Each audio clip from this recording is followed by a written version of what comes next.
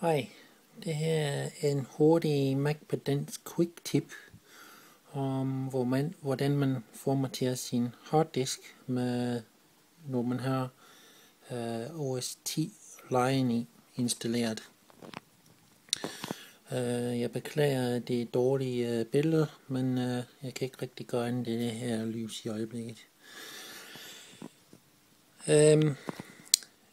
Det her det er et svar til et spørgsmål inde på macforum.dk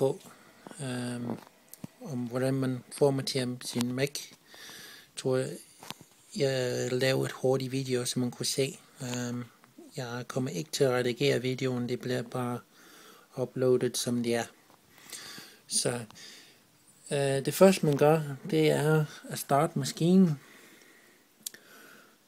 Og det er lige meget om det er iMac eller MacBook Pro eller hvad det er nu du har Mac. Start maskinen, og så straks holder Command og R knappen ned. Så starter din maskine, og du bliver ved med at holde knapperne ned.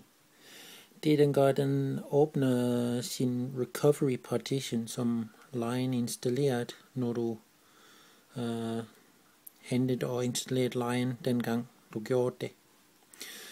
Så du holder den i, mens den starter, og så lige om lidt, så kommer den op med sådan ny billede, og ikke skrivebord, som det plejer at gøre, eller login skærm. Det kommer op med Recovery Assistant.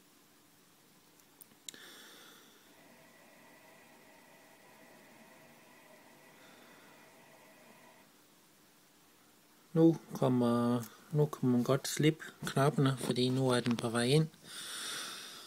Og for at formatere diskdrevet, så klikker man på den, der hedder diskværktøj, og så klikker man på fortsæt. Så vil du sikkert, hvis du har været inde på diskværktøj før, så vil du have set det der billede før. Og det, hvis du er kendt med det i hvert fald, vil have set det. Og det eneste du skal gøre, det er at vælge din harddisk ind på i venstre hjørne her, og så har man noget der hedder slet,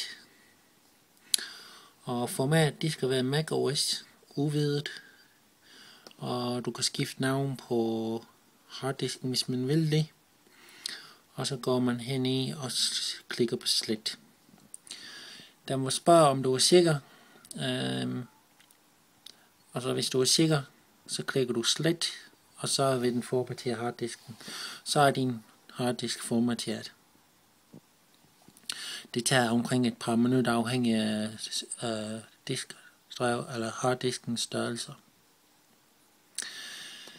Når man har gjort det, så vil den vende tilbage til dette skærm her, og derfra kan du geninstallere macOS 10 Lion på din computer.